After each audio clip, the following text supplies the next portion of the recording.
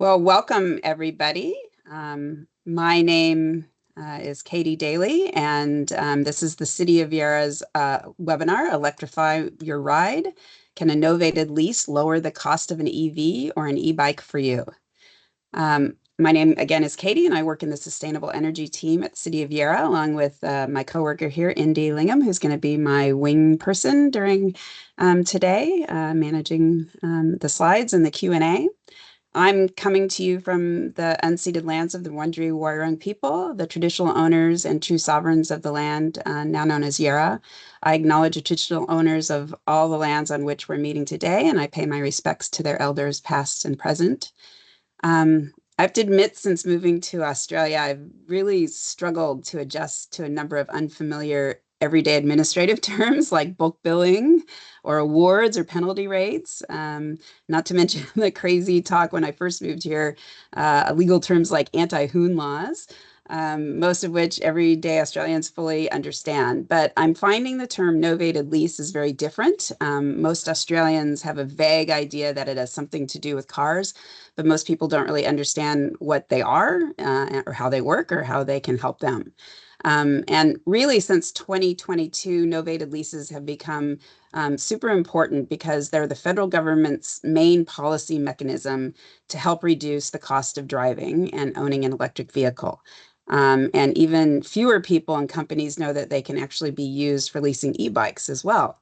So really, that's why we're here. The City of Viera has been working a long time to help people access zero carbon and active transport options for many reasons. But the reality is that the vast majority of Viera residences and businesses drive cars. And if we have any hope of meeting our emissions reduction targets, we need to work just as hard to help our community transition from petrol or what we call ICE cars to electric vehicles. Studies show that one of the biggest barriers to EV ownership is the upfront cost. So given the federal government has made important changes to novated leases to help make EVs more affordable, we think it's important to help people understand how they work and whether they're right for you. So we also want to encourage businesses to offer novated leases to their salary sacrifice packages. To help us understand the ins and outs of novated leases and novated lease agreements for EVs and e-bikes, we have our two experts that are joining us today. Rowan Martin is the CEO and director of the National Automotive Leasing and Salary Packaging Association. He holds a strong understanding of the Australian automotive sector and in particular low and zero emission vehicles. And this is the second opportunity I've had to participate in a panel with Thijs van der Heijden. Thijs is the founder of Spark, which is the North Melbourne-based leaders in e-bike leasing. Thijs is a passionate cycling advocate working to improve local cycling infrastructure and riding conditions. First, thank you, both Rowan and Thijs. And Rowan, I'm going to hand it over to you, but before I do, want everybody to know we'll be answering Q&As throughout the presentation, maybe between the presentation, but really probably most likely after the presentation. Please pop any questions that you have into the chat or into the Q&A, and I will then ask the questions after the presentations, and we'll go from there. Great, and then without further ado, Rowan, I'll hand it over to you, and Indy, if you can cue up the slides. Wonderful. Thanks for that, Katie, and thank you to the City of Viera for the opportunity to talk with you. So what I'd like to do is just take a few of the sort of background information about novated leasing, what it is, how you can save with it, and then also talk about a few things around electric vehicles and the different types of electric vehicles, and then just run through what are the savings under what Katie talked about, the FBT exemption. I'll explain those terms in a minute. So, and again, just pop any questions in the chat box there. But just firstly about our Indy, if you just want to pop on to the first slide, just about our industry body, NALSPA. You're going, what does that mean? No, it's not a day spa. It's the salary pack. It's the association that looks after the interests of the Automotive Leasing and Salary Packaging Association. And what's interesting is in Australia, there's well over 1 million, maybe at least 1.5 million employees that salary package some form of benefit. It might be a car, it might be some their mortgage or school fees, and we see this. In fact, with the growing cost of living, crisis that we're all working through and living through, we're seeing greater interest in salary packaging. So, what does that mean? People are just looking for more ways to make their income go further, to put more dollars in their pocket on an after-tax basis, and that's what salary packaging does. And certainly, what we're seeing is more and more employers who are looking to, from an attraction and retention perspective, they're looking at how they can use salary packaging, novated leasing to support their employees. And in Australia, with novated leasing generates about 10 to 15% of all new car sales in Australia. So it's becoming particularly popular. Thanks, Cindy. If we just pop on to the next. The next one is, what you're going, what's that? What is a novated lease? What does that mean? Again, it's it's an increasingly popular form of car financing, and what it enables you to do is via your employer, where they allow it, and most employers will generally do that, is they allow you to take some of your pre-tax income, so before the government gets its mitts on it, to pay for a vehicle, pay for your car, the lease payments, the registration, and all the running costs and everything. So rather than getting taxed on that income, you're using it to pay for your vehicle. It then reduces the amount of tax that you have to pay. And why is it the word novated? Novated is it's a legal term, which means essentially where your employer takes on the obligations to make those payments. So just think of it a bit like superannuation, where your employer takes out some super payments before it's taxed, and they pop it into your super account, and hopefully it grows. The other advantage with a novated lease is that you don't have to pay GST. So imagine you're buying a new car. On a $50,000 car we've got on the screen there, you'd save about $4,500. And one of the reasons it is popular is that there's no upfront payment costs. You're not making a big, you don't have to fork out if you're buying a $50,000 car. You don't have to find $50,000. Generally they'll be on a fortnightly payment arrangement, and you have all your costs wrapped up. So what we're seeing, it's really popular people who really want to manage their budgets tightly and know exactly what their car is going to cost them. And importantly, the car, you can use it, doesn't have to be for work. You can use it for 100% private use, but it has to be a car what we call a passenger car, and that carries a load of less than 1 tonne. So your normal type of car, but it also can be something like a Ford Ranger as well. Generally, at the end of the lease, you'll have some sort of what we call a balloon or residual payment, which you'll have to make at the end of the lease. And the typical lease period is around 4 years. So I've gone over that quickly, but that gives you hopefully just a very quick introduction to what is a novated lease. Thank you, Indy. Just moving on to the next slide. In terms of income, this is often a question I get about, isn't a novated lease something that generates or that is most suitable for a high income earner? That's not necessarily the case.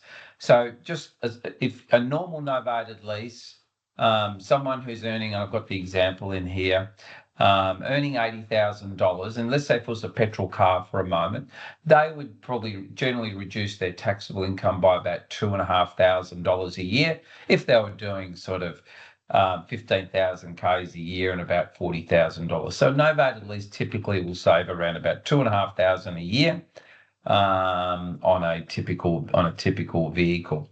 Person who's earning 180, so a lot more, they would only save around about another $400 a year. So in fact, people on those lower to middle incomes, as a percentage of their income, actually save a lot more with a novated lease. And that's one of the reasons also we see a lot of nurses, teachers, aged care workers and other service staff who take up a lot, and Defence Force personnel. We see a lot of people that are involved in the Australian Navy and Army who take up a novated lease as well. So really, as long as you're working, as long as you're earning income, you can benefit from a novated lease, not just for high income earners at all. Thank you, Indy. Just quickly, what are some of the things that you should think about? I'm not here to provide financial advice, thank heaven. But what are some of the things that you should think about when taking out a novated lease? I'll put 5 things here. First thing, it's a financial commitment. So it's like any other financial commitment. You need to understand what's the commitment you're making, what are the fees, what are the costs involved, and what's everything that's included in the payments, and what are your commitments. Obviously, you need to make sure that the vehicle's the right one for you, and that the repayments are, can you afford it at the end of the day? Similarly, with what you would with your mortgage or any other significant financial commitment. I mentioned before that leases, and this is regulated by the Australian Tax Office, will have what they call a balloon payment in. So the balloon payment or the residual payment at the end of the lease is also impacted by how long the lease is. So the shorter the lease term, let's say if it was a 2-year lease, the larger the balloon payment, but also the larger your payments. The longer the lease term, so if it's a 5-year lease, then your repayments would be less, your residuals less, but the level of interest that you pay over the term of the lease would be more. It's a bit like, imagine if you had a mortgage over 5 years and you paid it out over 5 years, you're going to pay less interest, but your repayments are going to be significantly higher than compared if you had a 30-year mortgage. Also, with a novated lease, it's important to think about your employment status, your job security.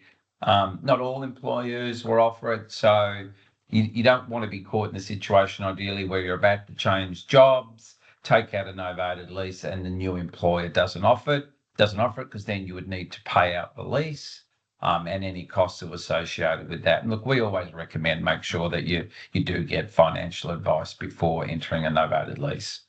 Thank you, Indy. Just moving on to the next slide here, which one more slide. Thanks, Indy. And I won't go into this in any detail, but just quickly, there's a lot of terminology about what's a hybrid vehicle, what's a plug-in hybrid vehicle, and what's a battery electric vehicle. So just going to the right there, a battery electric vehicle is exactly that. You plug it in to charge it. It doesn't have it doesn't have a petrol or diesel motor, operates fully off an electric motor. We have what we call a plug-in hybrid, which you may have heard, which is similar, except a plug-in hybrid also has a petrol or diesel engine in it as well. Some of the times it might use the electric engine, and other times it might use the petrol or diesel engine, and sometimes both. And we're seeing plug-in hybrids generally in what we call the larger, like there's one called the BYD Shark, which has been really popular. It's a larger SUV that uses plug-in hybrid, and often you can drive those vehicles for about 80 to 100 kilometres just on electricity only. We then have what we call a hybrid, which most of you would have seen hybrids, for example, in what we call a mild hybrid, Toyota Camry. They operate on a mix of a petrol engine and a very small electric motor. You can't plug them in though. You can only refuel them by putting in petrol. They have short electric ranges, but they're there to really provide efficiencies in the cost of running one of those vehicles. We'll focus on battery electric mainly here, just briefly in this presentation. Thank you, Indy.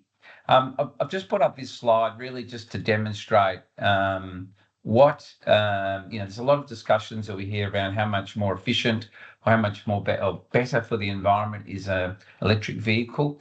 And this is work that's been done, and we've pulled together to basically say what we call life cycle. That's the total life of a vehicle from when it was made to when it's decommissioned, finished its life.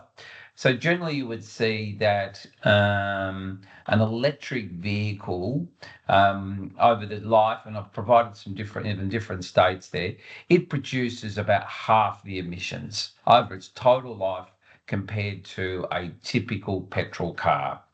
And that number is even less if you're charging the vehicle from, for example, solar power. So as we can see, over the life of a typical EV, and this example is using fossil fuels, the EV is substantially better for the environment. Thank you, Indy. And one of the things just quickly here, we've taken how do the fuel costs compare for a petrol versus a battery electric car? We can see here, doesn't really matter. We've just picked this BMW, not because it's a BMW, but because it's this vehicle being the X1 is available in a petrol version or a fully electric version. So it's the same body of car. Bit of difference in price, acceleration's about the same. Often the electric is a lot quicker in terms of acceleration. But what you'll see here is the most important one is based on 12,000 kilometres a year. The petrol car is not far short of $2,000 a year that will cost you to fuel that vehicle compared to around about $800 in electricity. And again, so that's a significant savings. And obviously that's even less if you're able to charge via solar panels. Thank you, Indy. What Katie mentioned at the start, what the Australian government wanted to do, though, is going to look, the major problem or headwind about uptake of electric vehicles has been their upfront price. Not so much now, but certainly for a long time. They've been often $15,000 to $20,000 more expensive than a typical petrol vehicle. So what the government did is that normally when you take out a novated lease, it's an employer-provided benefit. There's what they call fringe benefits tax. So the government taxes that benefit, and that would normally on a novated lease, if the vehicle was say $50,000, that'd be about $5,000 a year tax that you would pay. Still, you save a significant amount with a novated leasing, but it's a tax.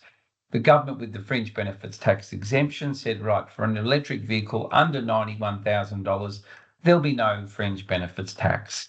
So what that basically does, and we've got the example here, a Tesla Model Y at $70,000 will cost you the same to own and operate approximately as a $49,000 car. And we've picked a RAV4 here. So as you can see, someone here under a novated lease under the exemption could buy or lease a $70,000 Tesla or any electric vehicle, and the employee would really pay the same. It's an extra $300 per annum. So it's a significant savings. And we'll illustrate that, India, on the next slide. Thank you. So again, I've picked the BMW here, this X1. The electric version is $8,000 more expensive to buy.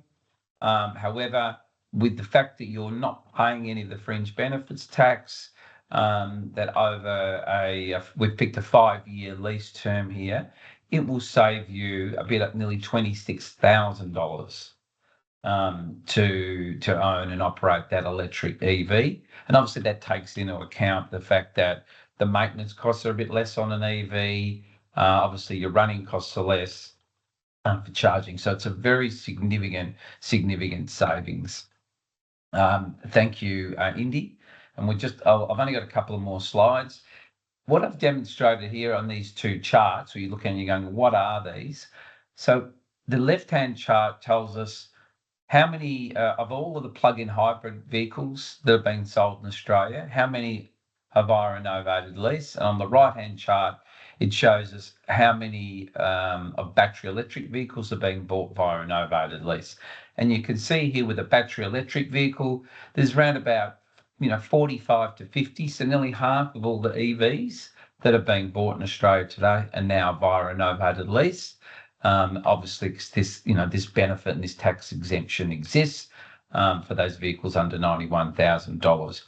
The exemption that sits there for a plug-in hybrid vehicle actually finishes that's why I've got it circled. It finishes on the 1st of April 2025. So if anyone was interested in that, they would have to get in within the next 2 weeks. So that's the time is running out. So look, that's my last slide for the moment. My message is that we're seeing salary packaging and novated leasing become more popular, particularly given the cost of living challenges that we're all going through, but primarily as well off the back of the government's exemption here around electric vehicles. It provides a demonstrable saving to buying a low or zero emission car. And I've skipped through those, a lot of those issues very quickly, but I hope that gives you some quick insights. And happy now or later on to obviously answer any questions there may be. So thank you. Great. Thanks very much, Rowan. With respect to the sunsetting of the plug-in hybrid novated lease benefits, Yeah. I've heard that there might be an extension of those. Have you heard anything lately Look, about that? yeah, look, to be honest, I've been involved in a lot of that government advocacy, and no, that's not about to happen, unfortunately. So, who's to say with a new government potentially that could change, but no, at the moment it's definitely ending on the 1st of April. The thing about that exemption is if you were to buy one of the most popular plugins has been the Mitsubishi Outlander, nice family car. If you were to buy that prior to or lease it before the end of April, you get the tax benefit through the whole lease. So if you leased it for the next 5 years, you wouldn't pay any fringe benefits tax. So you'd get that, let's say that $5,000 a year savings for the next 4 or 5 years, whatever your lease period is. But it would just need to be locked in before the end of March. Right. And the on battery electric vehicles, what's the sunset for that? So at the moment, that has no, it's legislated. There's no ending for that at the moment, no end date. The legislation will be reviewed by government by mid-2027, at which point government will make a determination about what they do or what they don't do, and it may continue then, and we trust that it will. But again, we're confident based on tax precedent that as long as whenever it finishes, you get in before the end date, that'll be covered across the period of your lease. So if you take the lease out, you're okay. But at the moment, we don't we see it being in place for a number of years. Yeah. Right. Well, thank you very much, Ron. And I'm sure people will have, I have a lot of questions, so I'm sure there'll be more questions. Pop any questions that you have in the Q&A. We'll come back with both Robin and Tice after Tice's presentation, but I will turn it over to you now, Tice. Thank you, Katie, and thank you for giving me the opportunity to present here. Let me just share my screen with you. Right. Right. So I will actually sort of tweak the presentation a little bit to from what I was originally going to say to connect it more a bit to what Ronan was just saying about the electric vehicle. So I'm going to talk about e-bike leasing. So the reason I started Spark in 2016 was that I was getting frustrated with the fact that there was all these tax benefits for leasing cars and there wasn't anything for bikes. So basically what we did is we lobbied with the ATO to get a ruling that indeed allows you to lease an e-bike in a very similar setup as what you can do for cars and electric vehicles, and get tax benefits on that as well. So that's what we started 2016. We're currently based in West Melbourne, so pretty close to the city, and we've got a store in Perth as well, and we've got a network of service providers around the country that help us get more people on e-bikes through a salary package lease. What you've heard from Ronan applies to a large degree also to e-bikes. So basically, in terms of the tax setup with e-bikes, it's very similar to electric vehicles, as in the fringe benefits tax doesn't apply, so there's an exemption, so you can pay for the whole cost of the e-bike and the lease of that e-bike out of your pre-tax salary. The only sort of caveat with that is that whereas for cars the usage is unrestricted, for e-bikes you have to use the bike predominantly to ride to and from work or for work-related purposes, and there's an allowance for like personal use outside of that. We're trying to make that allowance more generous, but that's for the moment what the ATO has allowed. Now, if you think about why would I take an EV versus an e-bike, one of the things, especially if we're in the inner city and we think about what sort of trips do we do in our cars, how many trips are really actually quite short, and how often could we potentially be faster or have the same amount of travel time if we use a bike rather than a car. And so that's where I think the e-bike in particular has great potential because of that little small assistance that you get from the little motor that is on an e-bike. It just makes riding a lot easier. You're basically riding all the time like you've got a tailwind. So it just makes you feel stronger than you really are, but otherwise you're still riding a bike like like any other bike. So you still get a lot of the health benefits from riding. Obviously, you're only moving a bike, which might be 25 or 30 kilos, and your own weight rather than a big car, whether it's petrol powered or electric. It might be 2 tons of material that you're moving around, which will cost a lot more energy to move around. It's much easier to park usually, especially in the city. I live in Yarra as well, so very familiar with some of the parking challenges around here. And it gives you a very predictable travel time. And this is one of the things that I think from our customers we get the most sort of feedback on, is what surprises them is how much they can much better predict how long they will be traveling to go to work, rather than when they're in the car and they're sort of dependent on congestion and everyone else that wants to be there at the same time on that same road. The leasing that we offer is very similar to what car leases do. So it is a one-off fee every fortnight, every month, whatever your pay cycle is. And then includes the cost of the bike. It also includes a high security lock. It includes insurance against damage and theft, and it includes all the servicing and maintenance. And if you're in Melbourne and a few other places, it also includes a roadside assistance service. So it has a very convenient sort of taxi pickup service, basically, that will pick you up and take you in your bike to either to work or home or to a bike shop to get it fixed, so that you're not stranded if you've got a problem while you're on your way. The question, I guess, that we get quite often is, okay, this sounds great. How do I convince my employer? And I think there's a few things that that employers tend to be sensitive towards.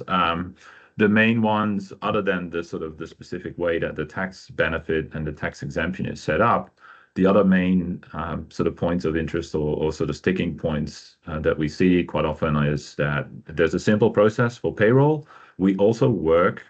We've got partnerships with a number of the salary packaging and leasing companies for cars. So if your employer already works with one of them, that might be the easiest way to get access to the e-bike benefit as well, because it means that for payroll, nothing really changes. They work with the same process they already have for the other benefits that your employer offers. But if not, we can work with your employer directly. It's a very simple process because those deductions are the same every pay period. They're all pre-tax, so it's a relatively simple recurring deduction that you just set up in your payslip template. There's no specific fees for the employer, and it helps your employer to boost their sustainability credentials, which a growing number of employers are sort of sensitive and interested in. And research has shown that people that ride to work consistently are happier on average, and they are healthier as well, both physically and mentally. So that ultimately also benefits the employer if they get more motivated and healthier and happier staff arriving at their workplace. All right, let's work through a simple example. So basically, the bikes that we offer in the lease start from around $3,000, $3,500 retail. They go up to more than $20,000 for some of the fully fitted out cargo and family bikes. Generally, we find that a lot of the sort of sweet spot for bikes that we lease tends to be between sort of $6,000 to $8,000, or $5,000 to $8,000, which gives you a good range of really high quality bikes that will last a long time, that are easy and consistent to maintain, keep their value, and even after the lease, you can definitely continue riding that, which is what a lot of our customers do. So this is a example for a bike that's just under $9,000 for someone who is on an average salary of about $80,000 a year, rides about 3,000 kilometers a year or something like that. and they lease the bike for 24 months. So the lease payments that they will pay ultimately going to be about $6,000 over those 24 months. That includes all the servicing and maintenance, both labor and parts, replacement parts, brake pads, tires, whatever, cassettes, chains, whatever needs to be replaced. It includes effectively an extended warranty on the whole bike, because we cover any repairs that are needed during the lease period. That's all in that same fixed fee. It includes insurance against theft and damage, and unfortunately, e-bikes, as they have become more popular, they have also become more popular objects for thieves. So the insurance will provide some cover against that, and we also provide you with a lock that satisfies the insurance security requirements, so that if you use that lock appropriately, and we know that the insurance cover will apply.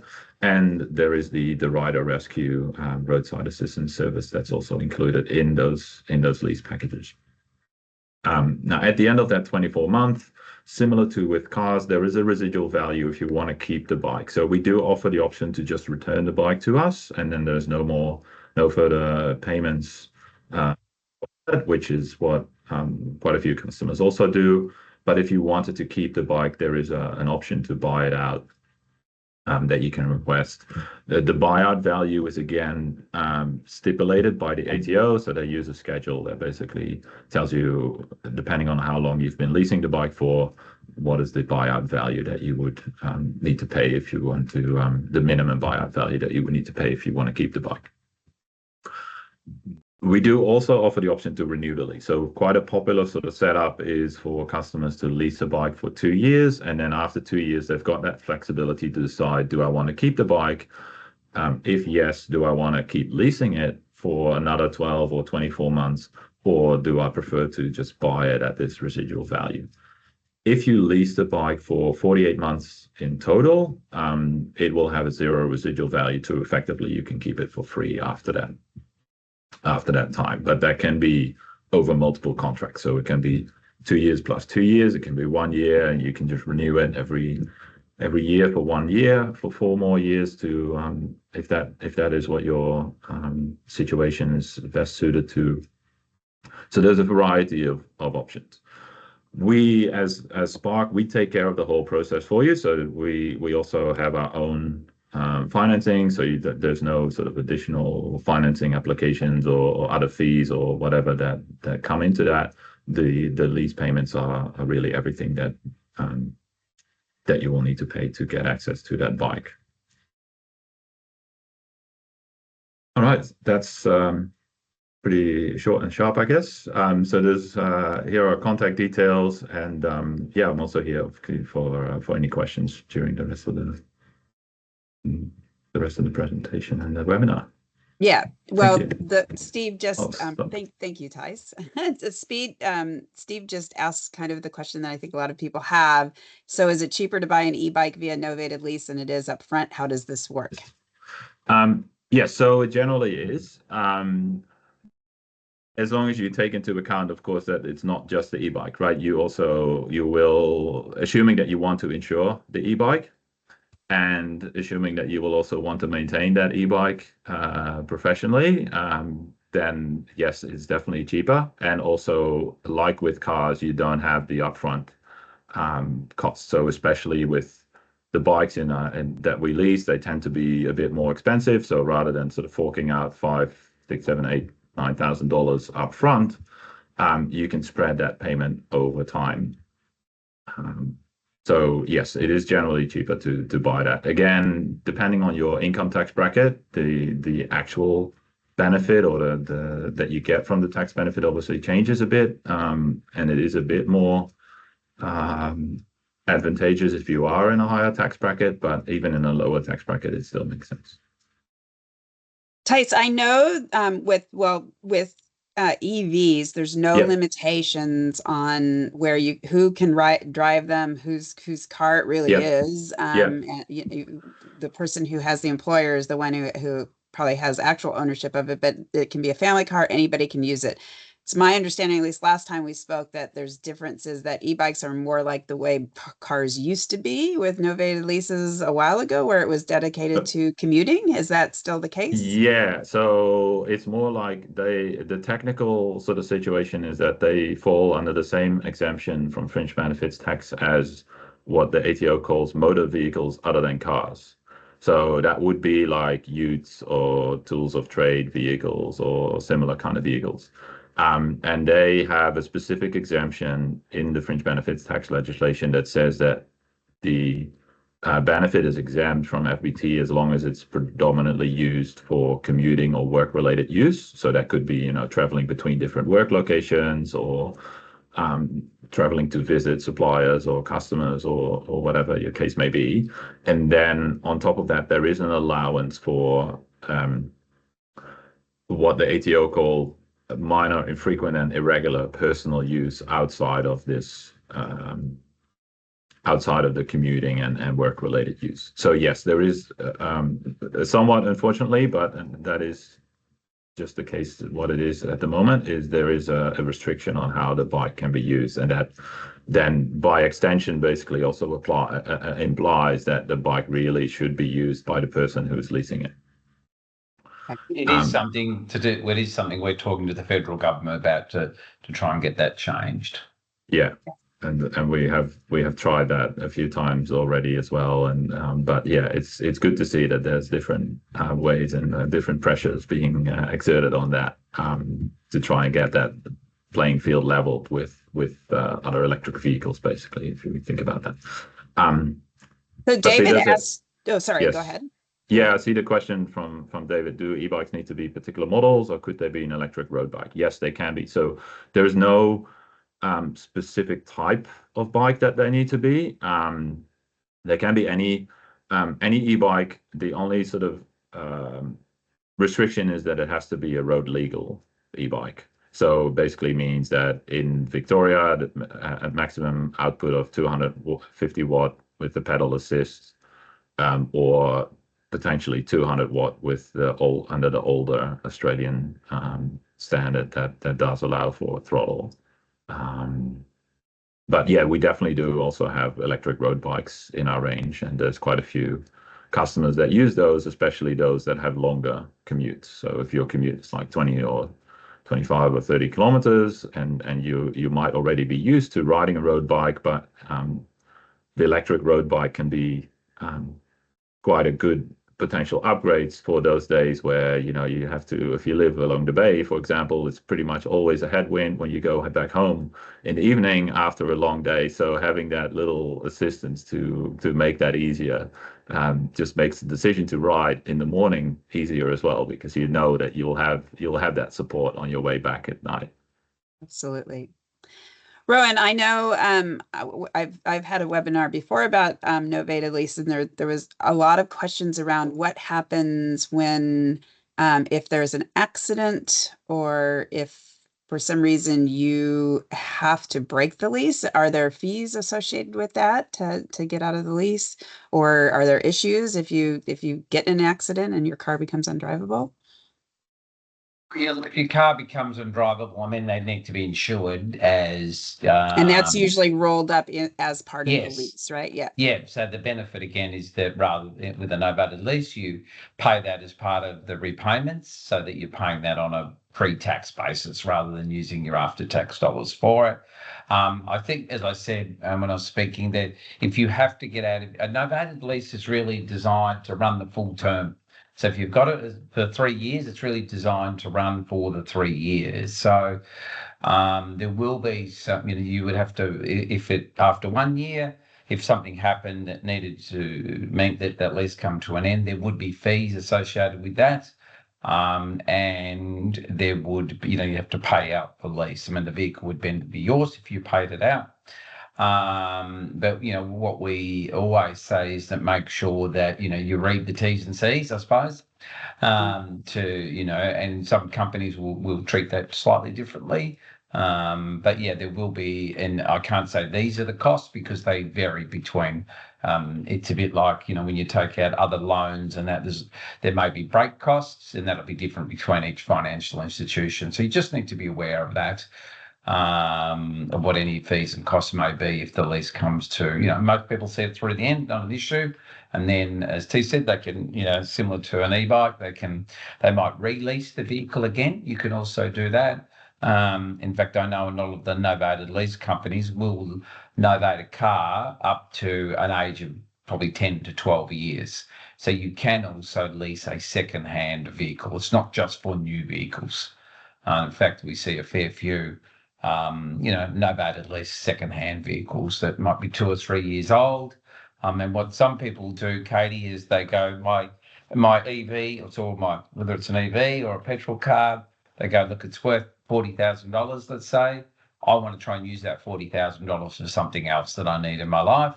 So they'll go and lease it, or pay for everything on a pre-tax basis, and they'll get basically paid the $40,000 for the car, and then they put it under a lease. So that's what some people do who may need that money for other purposes. Yeah.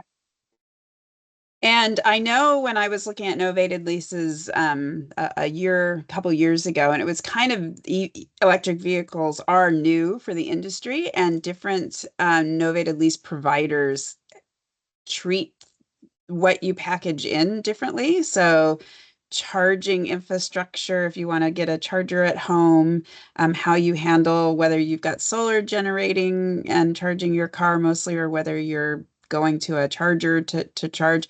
How does that work? How are those determined? And are there some companies that are more geared toward EVs than others?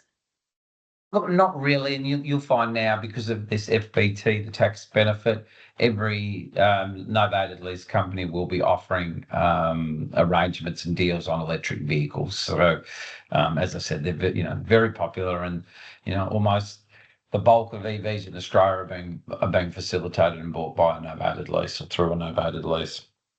Just to point out though, with the when you're charging an EV, you can just plug it straight into the power point. If you've got a garage or you've got an extension there, you can put it into a normal 240 volt. That will probably give you about 10 kilometers an hour, depending on the vehicle and the battery capacity to charge it. Or you could put in, a level 2 charger, which will cost probably a couple of $1,000s to supply and install. But that will charge maybe 3 or 4 times more quickly than what it would be just plugging into your wall. But at the moment, though, Katie, you can't, what we call capitalize, you can't put that unit and the installation cost of that at your home within the lease. You have to pay it outside the lease. Again, it's something we're talking to government about. We're saying, because it acts as a bit of a barrier for some people when they want to buy an EV and then they go, oh, I need charging. I want a charging unit at home. It's a couple of $1,000s. Then they tend, some people might go, oh, I don't want to pay that. So if we can get it one day wrapped up in the lease, we think that'll become more attractive again. That being said, for most people, just being able to plug, the average person in Australia, in Metro Australia, does about 30 kilometres a day. So that means you come home, plug it in for 3 hours, you're fully charged again. And on the range of a lot of EVs these days, they're 450, 500, 550 kilometres.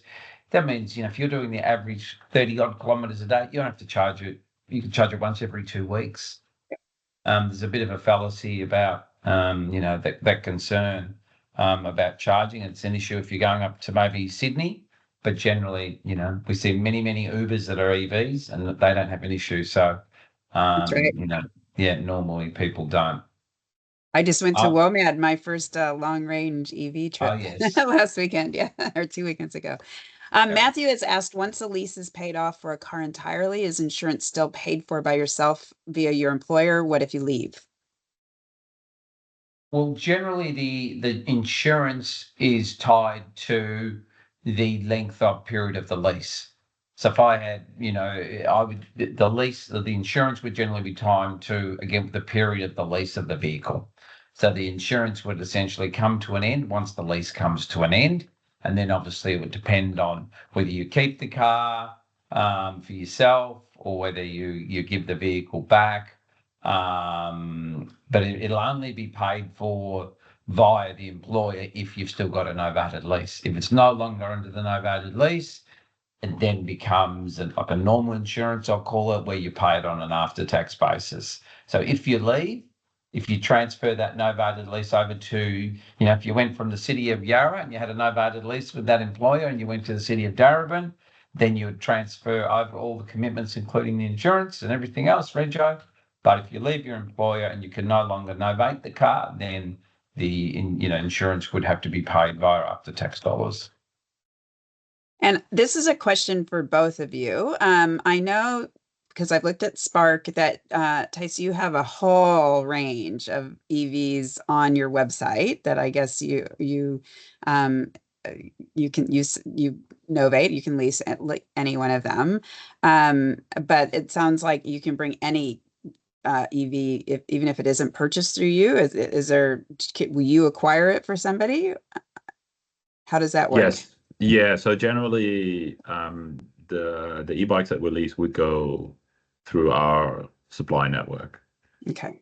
Yeah. And similarly, if you buy a car, do you normally, like, you would go to a dealer and then set up the lease situation, or do you go through your novated lease supplier to get the car?